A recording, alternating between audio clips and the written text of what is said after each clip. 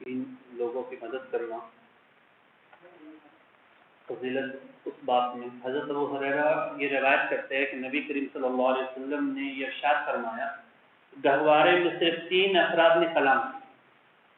اس حدیث میں ہے کہ گود میں صرف 3 بچوں نے کلام کیا، ایک عیسیٰ ابن مریم، ایک جریج جو ایک عبادت گزار آدمی تھے، انہوں نے ایک کنیسہ یعنی عبادت کے لیے جو جھوپڑی یا کوٹیا ہے اس میں وہ عبادت کرتے تھے، وہ بنائی ہوئی تھی۔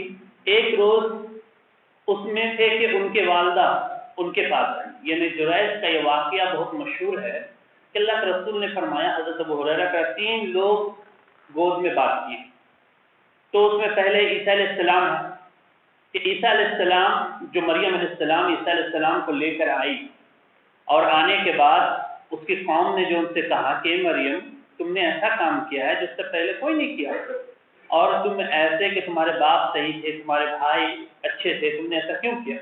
تو کہاں سے لے کر آئیے؟ تو بولا پوچھ لے اس بچے سے، یہ بچہ کیا بات کرے گا؟ تو اس کے پیٹ میں یعنی کہ جب اس کی طرف اشارہ کیے تو عیسیٰ علیہ السلام نے کہا کہ میں عیسیٰ ہوں اور میں اللہ کی طرف فرو ڈالا گیا ہوں، میں اللہ کا بندہ ہوں، میں نبی بنایا گیا ہوں۔ تو گود میں جس بچے نے بات کی، ایک جریج، یہ جریج ایک عبادت گزار تھے، بنی اسرائیل کا یہ واقعہ ہے کہ ایک روز اپنے کٹیے میں وہ نماز پڑھ رہے تھے کہ اس کی ماں اسی وقت آئی اور آ کر آواز دی، یا جریج یا جریج۔ اس نے کہ دیکھے وہ کہ میں تو نماز پڑھ رہا ہوں، نماز کی حالت میں کیسے جواب دوں؟ وہ جواب نہیں دیے، اس کی ماں چلی گئی۔ دوسرے دن پھر اس کی ماں آئی اسی وقت اور وہ پھر نماز پڑھ رہے تھے، پھر وہ آواز دی، پھر اس کو نہیں جواب دے پائے۔ تیسرے دن پھر وہ آئی، جب وہ نہیں اس کا جواب دیے تو ماں نے یہ کہہ دیا کہ جاؤ، جب تک تم کسی فاحشہ عورت سے تمہارا ملاقات نہ ہو جائے اس سے پہلے تمہاری موت نہ ہو، یہ کہہ دیا۔ تو اس کی طرف جو چنانچہ وہ چلی گئی، اور دوسرے تیسرے مرتبہ پھر جب وہ کہہ کے چلی گئی تو وہ سوچنے لگے کہ میری ماں آئی کہ میں نے ان کا جواب نہیں دیا، اس طرح سے وہ کہہ کر چلی گئی۔ تو اس وقت کیا ہوا کہ اس وقت ان کا بہت چرچا تھا ان کی عبادت کا، تو اس وقت کی ایک خواہشہ عورت جو بہت خوبصورت تھی، تو قوم سے انہوں نے یہ کیا، مطالبہ کیا کہ تم مجھے کچھ پیسے دو، میں جو اتنا زیادہ عبادت گزار ہے اسے میں بہتا دوں۔ بولا کہ ٹھیک ہے، اگر تم اسے بہتا دی تو تمہیں ہم بہت سارے انعامات دیں۔ تو وہ اس کے کٹیا میں آتی ہے اور اس کے بہکانا چاہتی ہے برائی کی طرف، جریج اس کی طرف متوجہ نہیں ہوتے ہیں، اب بولتے ہیں کہ تم یہاں سے چلے جاؤ۔ وہ جب چلی جاتی ہے غصہ ہو کر، اور وہ جانے کے بعد اس دروازے سے اپنی خواہش پوری کر لیتی ہے، اور جب اس کو بچہ ہوتا ہے تو لوگ پوچھتے ہیں کس کا بچہ ہے، تو وہ کہتی ہے جریج کا بچہ ہے۔ تو لوگوں نے کہا کہ بہت متقی پرہیزگار بنتے ہیں، اور دیکھو کس طرح کی حرکت، لوگ آ کر اس کی کٹیا کو توڑ دیتے ہیں، اسے بھی بہت مارتے ہیں، اور جب بچے لے کر آتے ہیں تو بولا کہ تم نے ایسا کام کیوں کیا؟ بولا کہ میں نے یہ کام نہیں کیا۔ بولا کہ بچہ تو لے کر آئی ہو، تم پہ الزام لگا رہی ہے۔ بولا کہاں ہے بچہ؟ تو بچے کو اس کے سامنے کیا گیا، اور بچے کے پیٹ میں حضرت جو ہے مارے ایسے، اور کہے کہ بتلاؤ کون ہے تمہارا باپ؟ تو بچہ بول پڑتا ہے فلاں چرواہا میرا باپ۔ تو ایک اس بچے کا ذکر آتا ہے کہ حضرت جریج نے جب اسے کہا تو لوگوں نے یہ کہا کہ ہمیں معاف کر دیجیے، غلطی ہو گئی، ہم نے آپ کی کٹیے کو توڑ دیا، آپ کو مارا، ہم آپ کے کٹیے کو اس سے بہتر بنا دیں۔ بولا کہ میرے کٹیے کو تم سونے کو بنا دو یا چاندی کا بنا دو، مجھ سے اس سے پرواہ نہیں۔ ماں کی جو بددعا کی لگنی تھی وہ لگ گئی۔ تو ماں باپ کو سوچ سمجھ کر اپنے اولاد کو کچھ کہنا چاہیے، کیونکہ ماں باپ کی جہاں دعا قبول ہوتی ہے تو وہاں بددعا بھی قبول ہوتی ہے، ٹھیک ہے؟ تو جریج کا یہ واقعہ انہوں نے کہا کہ ماں کی بددعا لگنے سے وہ لگ گئے۔ ماں باپ کی کسی بھی بات کو اتنا پریشان نہ بچہ کر دے اپنے ماں باپ کو کہ اس کی زبان سے کچھ ایسے الفاظ نکل جائے کہ زندگی بھر وہ بچہ پھر کبھی کامیاب نہ ہو، کہ ہمیشہ پریشان رہے۔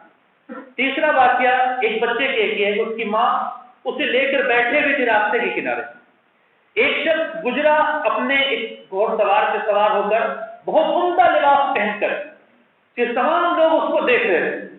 تو اس کی ماں نے کہا کہ اللہ میرے بچے کو تو اس کی طرح بنانا۔ وہ بچہ دودھ پی رہا تھا، ماں دودھ چھوڑتا ہے، کہتا ہے کہ اللہ مجھے اس کے جیسا نہ بنا۔ اور اسی بچہ کا اس میں واقعہ ہے کہ اسی بچے نے پھر وہاں پر آگے اس کی ماں جاتی ہے پڑھتی ہے تو دیکھتی ہے کہ ایک لڑکی کو چوری کے الزام میں مارا جا رہا ہے، اور وہ کہہ رہی قسم اللہ کی میں نے چوری نہیں کی، تو لڑکی نہیں تم نے چوری کی ہے، تو اس کی ماں یہ کہتی ہے کہ اے اللہ میرے بچے کو اس کی طرح نہ بنانا، تو وہ بچہ فوراً پھر کہتا ہے کہ اللہ مجھے اس کی طرح بنانا۔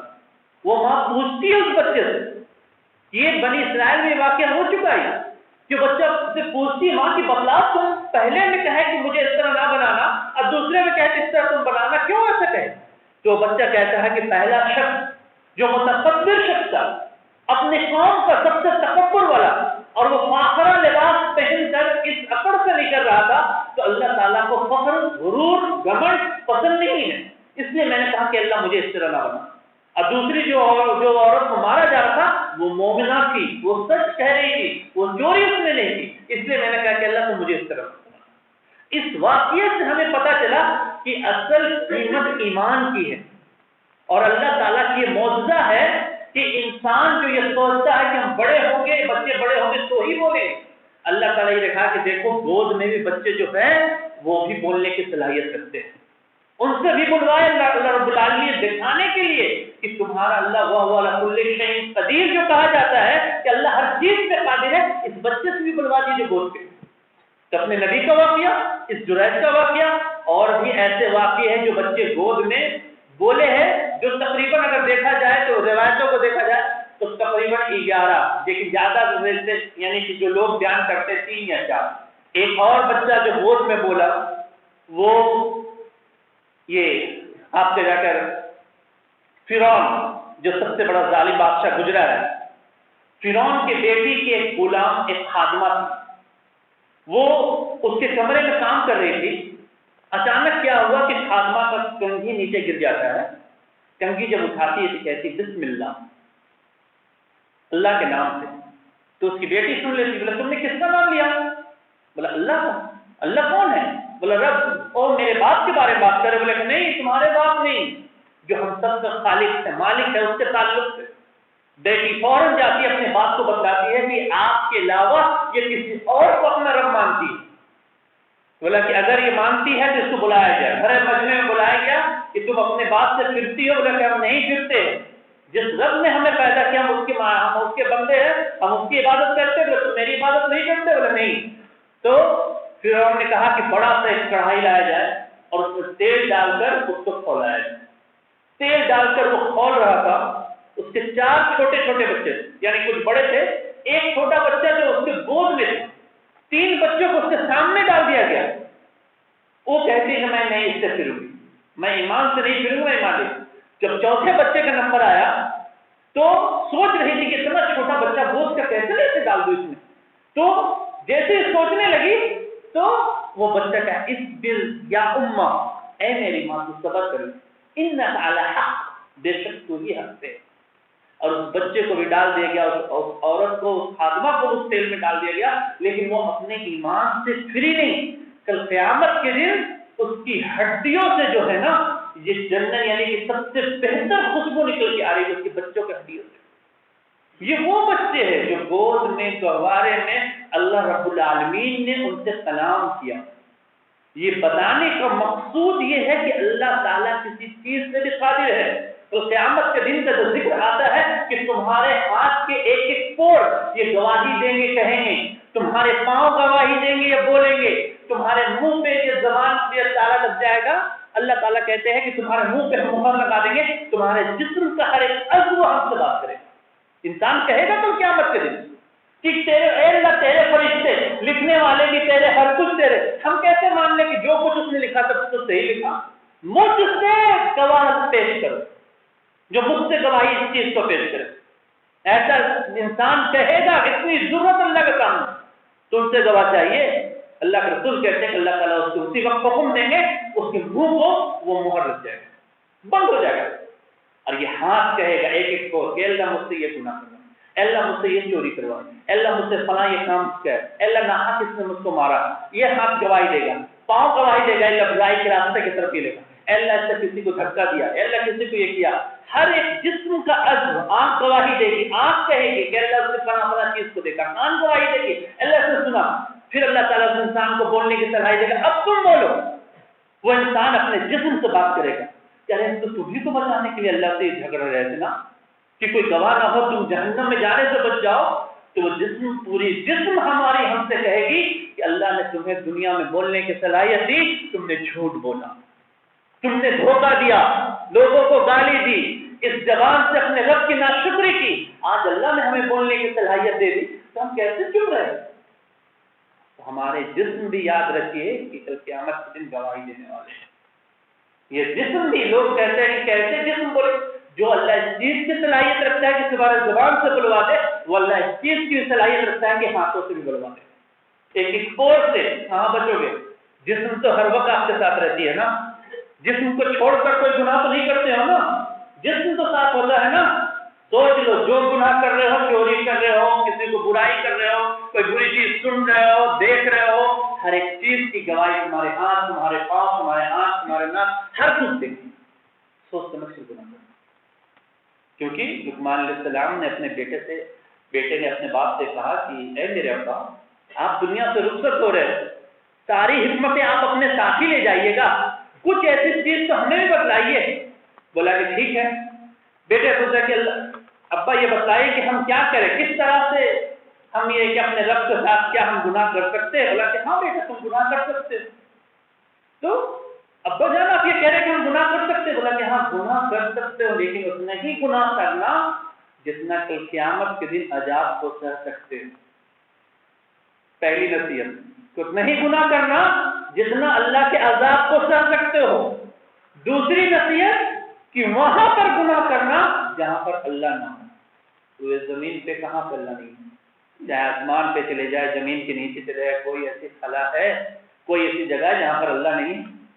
تو لقمان علیہ السلام نے اپنے بیٹے سے کتنی حکمت بھری بات کہ اتنا ہی کرنا جتنا کل قیامت کے دن عذاب سہنے کی صلاحیت ہو، اور اتنا ہی گناہ وہاں کرنا جہاں پر اللہ نہ ہو۔ ہر انسان اگر اس نصیحت کو سن کر اپنے آپ کو تصور کر لے تو رب کا خوف اس کے دل میں کتنا پیدا ہوگا، اور وہ انسان کس طرح سے سوچے گا۔